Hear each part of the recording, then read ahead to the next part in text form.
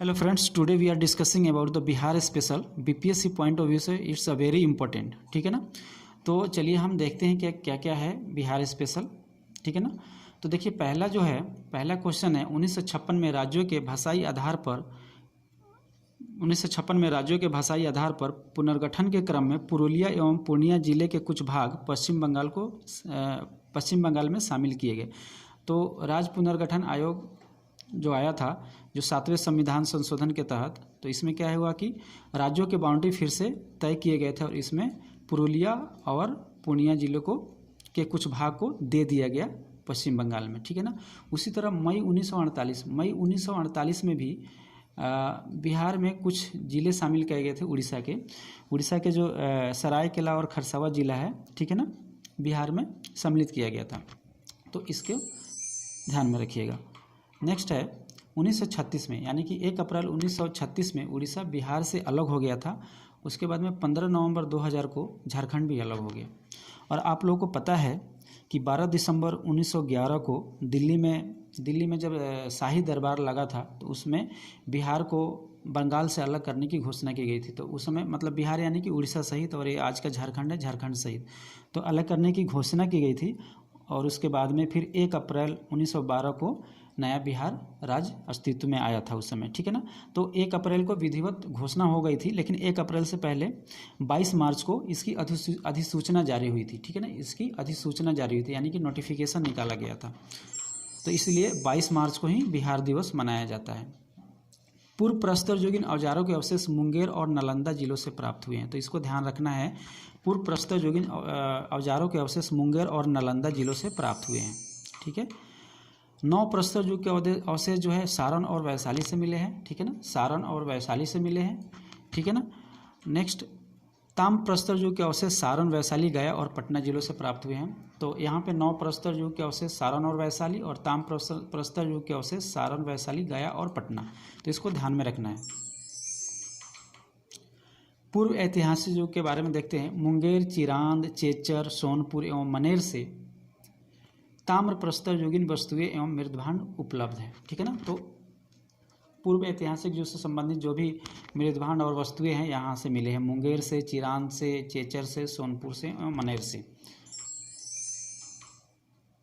बिहार में ऐतिहासिक युग का आरंभ उत्तर वैदिक काल से जुड़ा है। आर्यों के पूर्वी भारत में विस्तार और गंगे घाटी के क्षेत्र में द्वितीय नगरीकरण की प्रक्रिया में बिहार का विशेष महत्व है। यहाँ पे महत्व गलत लिखा है।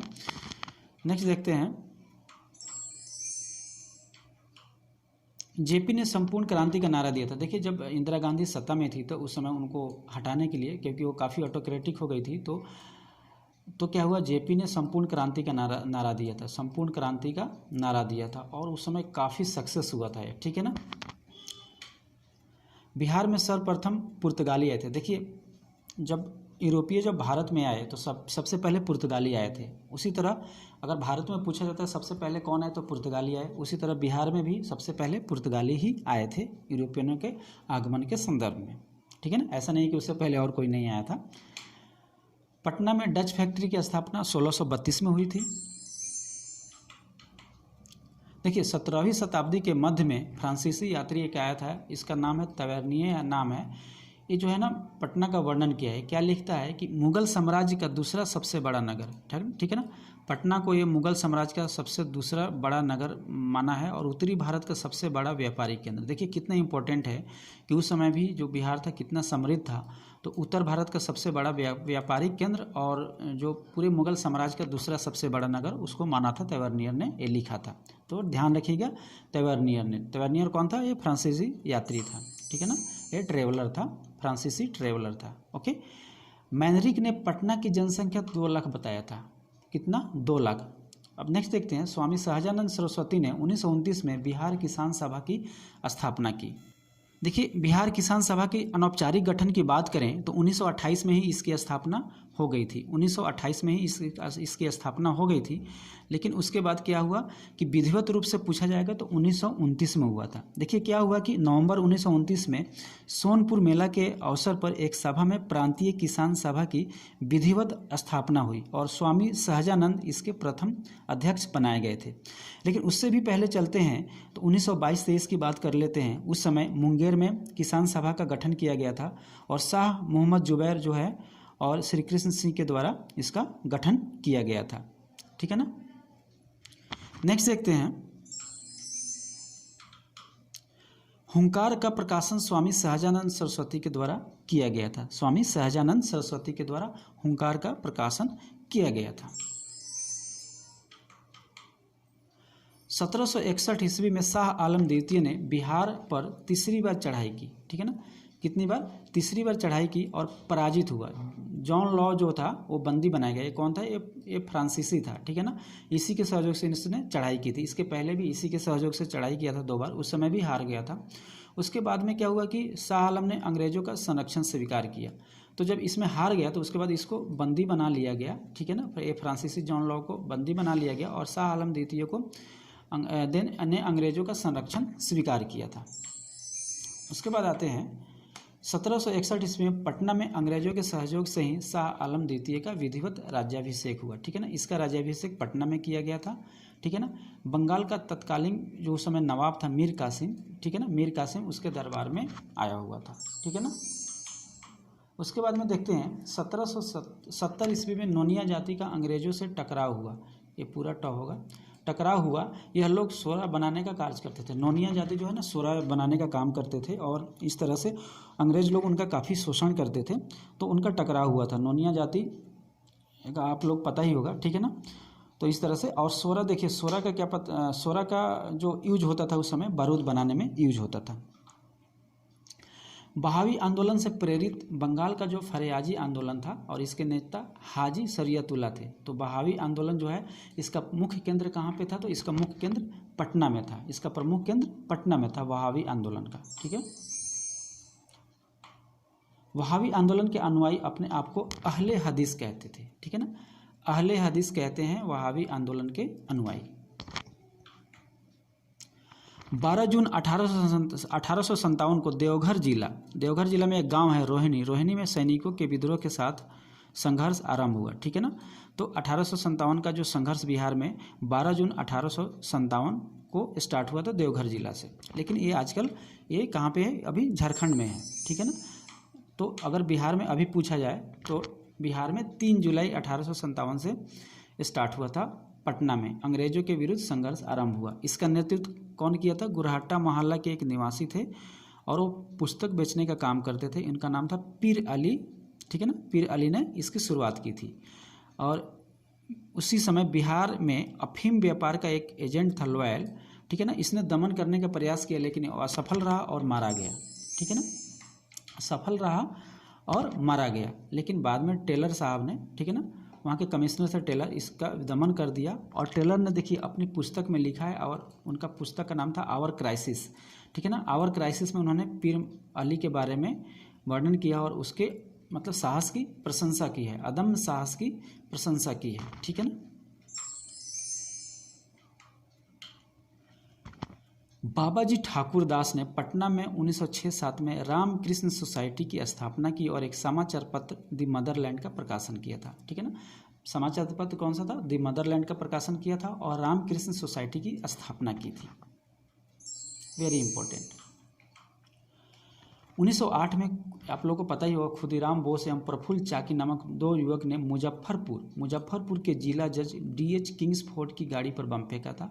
लेकिन वो गलती से, ठीक है ना, वो गलती से 2 महिलाओं की मृत्यु हो गई थी क्योंकि किंग्सफोर्ड थे उसमें बैठे नहीं थे। ठीक है ना, यह मुजफ्फरपुर के ये जो 2 महिलाएं थी ये कौन थी? यह मुजफ्फरपुर के विख्यात वकील फिंगल कैनेडी की पत्नी एवं बेटी थी। तो मारना चाहा किसको? किंग्सफोर्ड को, लेकिन मार दिए 2, ठीक है ना, 2 निर्दोष महिलाओं को। और उस समय क्या हुआ? प्रफुल्ल चाकी ने सुसाइड कर लिया। ठीक है ना, उन्होंने क्या कर लिया? सुसाइड कर लिया और खुदीराम बोस को पकड़ लिया गया और उन्होंने उनको क्या हुआ, 11 अगस्त 1908 को फांसी दे दी गई, ठीक है ना। 11 अगस्त 1908 को मुजफ्फरपुर में फांसी दे दी गई, ठीक है ना। उसके बाद में देखते हैं सचिंद्र नाथ सन्याल ने 1913 ईस्वी में पटना में अनुशीलन समिति की एक शाखा की स्थापना की थी। पटना में अनुशीलन समिति की एक शाखा की स्थापना की थी। नेक्स्ट, ढाका अनुशीलन समिति के सदस्य देखिए रेवती नाग ने भागलपुर में और यदुनाथ सरकार ने बक्सर में युवा क्रांतिकारियों को ट्रेनिंग दिया था, ठीक है ना। ओके,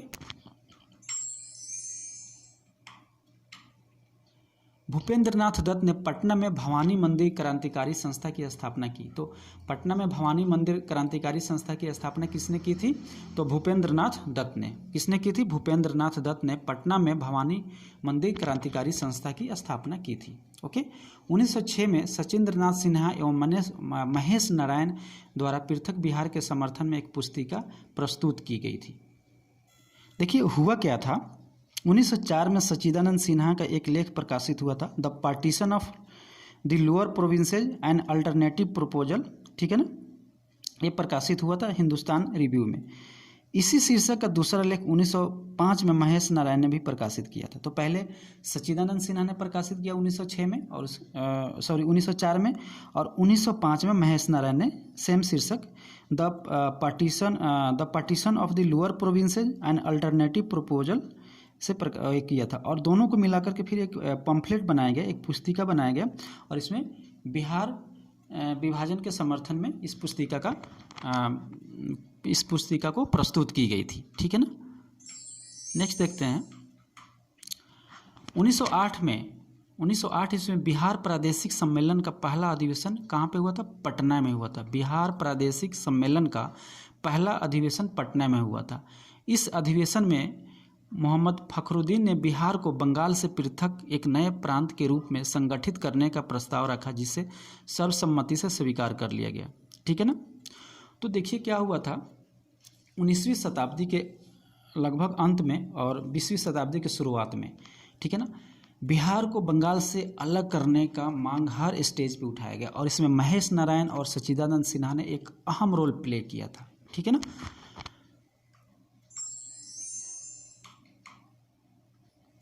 ठीक है, उसके बाद देखते हैं 12 दिसंबर 1911 ईस्वी को दिल्ली दरबार में बिहार प्रांत की घोषणा की गई, ठीक है ना। बिहार प्रांत को घोषणा की गई एवं नया बिहार 1 अप्रैल 1912 को विधिवत स्थापित हो गया, ठीक है ना। लेकिन इसका नोटिफिकेशन यानी कि इसकी अधिसूचना 22 मार्च 1912 को निकली थी, इसलिए 22 मार्च को बिहार दिवस मनाया जाता है, ठीक है ना। देखिए अंग्रेज ना बंगाल को सांप्रदायिक आधार पर बांट दिए, ठीक है ना, पूर्वी बंगाल और पश्चिमी बंगाल, लेकिन उनका सांप्रदायिक आधार पे था और उसका काफ़ी विरोध हुआ था, ठीक है ना। उसके बाद में फिर इन्होंने क्या किया कि जब बंगाल का एकीकरण इन्होंने कर दिया दिल्ली दरबार में 12 दिसंबर को, तो फिर उसके बाद में इनको मतलब बंगाल को तोड़ना ही तोड़ना था, क्योंकि वहाँ उस समय ना क्रांतिकारी गतिविधियाँ काफ़ी जोरों पे थी। तो जब बंगाल का विभाजन हुआ था तो इसके विरोध में काफ़ी आवाज़ें उठी, तो फिर इन्होंने इसका अल्टरनेटिव ये निकाला, क्योंकि बंगाल से बिहार को अलग करने की मांग उठ रही थी, तो इन्होंने क्या किया कि बिहार को अलग कर दिया। उस समय बिहार छोटा मोटा राज्य नहीं था, बिहार आज का झारखंड और उड़ीसा दोनों को शामिल करके था, ठीक है ना। तो इस तरह से उसको अलग कर दिया गया, ठीक है। 1916 में पटना हाई कोर्ट की स्थापना हुई थी 1916 में, और 1917 में पटना विश्वविद्यालय की यानी कि पटना यूनिवर्सिटी की स्थापना हुई थी। देखिए अब ये दोनों लगातार हुए हैं, 1916 में पटना हाई कोर्ट और 1916 में पटना यूनिवर्सिटी। अब जब क्वेश्चन आता था इसमें आदमी कंफ्यूज हो जाता है। देखिए अब मैं आपको बता देता हूँ, 1916 से जो है ना 1917 ये बड़ा है ना। तो उसी तरह अगर आप देखेंगे एजुकेशनल इंस्टीट्यूट में, मतलब कि शैक्षणिक संस्थान में आप देखेंगे तो स्कूल के बाद कॉलेज, कॉलेज के बाद यूनिवर्सिटी आता है, तो ये बड़ा है। और कोर्ट में देखेंगे तो लोअर कोर्ट के बाद हाई कोर्ट, हाई कोर्ट के बाद सुप्रीम कोर्ट, तो ये सेकंड में आता है। तो मतलब कि अपने अपने क्षेत्र में इनको देखा जाए तो हाई कोर्ट क्या है कि छोटा है ना यूनिवर्सिटी से अगर देखा जाए, तो ये सेकेंड स्थान पे है और ये सबसे ऊपर में है, समझ रहे हैं ना। मतलब कि एजुकेशनल इंस्टीट्यूट में सबसे ऊपर है, पहले स्कूल आएगा, फिर कॉलेज, फिर यूनिवर्सिटी। और इसमें अगर कोर्ट में देखा जाए तो लोअर कोर्ट, हाई कोर्ट और सुप्रीम कोर्ट। तो इस तरह से तो ये छोटा है तो पहले हो गया, है ना, इसकी स्थापना पहले हो गई। तो आप 1916 और 17 याद रखिए। तो हाई कोर्ट की स्थापना 1916 में और यूनिवर्सिटी, पटना यूनिवर्सिटी की स्थापना 1917 में। तो इसको ध्यान में रखना है। 16 दिसंबर 1916 को पटना में होम रूल की स्थापना हुई। अध्यक्ष मौलाना मजहरुल हक को बनाया गया। देखिए, ये बिहार के होम रूल की स्थापना कर रहा है, ठीक की बात कर रहा है। और ये किसकी शाखा थी? ये जो एनी बेसेंट वाला होम रूल था, उसके शाखा की स्थापना की गई। देखिए, अप्रैल 1916 में ही होम रूल की स्थापना की गई थी बाल गंगाधर तिलक के द्वारा, ठीक है ना। और इसका हेडक्वार्टर कहाँ पे था? इसका हेडक्वार्टर पुणे में था। लेकिन जो मद्रास में स्थापना की गई होम रूल की एनी बेसेंट के द्वारा, वो सितंबर 1916 में किया गया था। तो उसका जो क्षेत्र था, देखिए मतलब कि जो एनी बेसेंट के होम रूल का जो क्षेत्र था पूरा भारत था, लेकिन बाल गंगाधर तिलक के होम रूल का जो क्षेत्र था वो महाराष्ट्र और गुजरात वगैरह ये सब एरिया, बम्बई वाला इलाका, ये सब शामिल था, ठीक है ना। और ये क्या बोलते हैं, एनी बेसेंट वाला का क्षेत्र व्यापक था, है ना, व्यापक था। तो उसी का जो ब्रांच है पटना में खोला गया 16 दिसंबर 1916 को। और इसके अध्यक्ष को कौन बनाए गए? मौलाना मजहरुल हक। इसी क्रम में मुजफ्फरपुर में भी होम रूल की एक शाखा खोली गई और इसकी स्थापना जनकधारी प्रसाद ने किया था। इसकी स्थापना किसने किया था? जनकधारी प्रसाद ने किया था, ठीक है ना।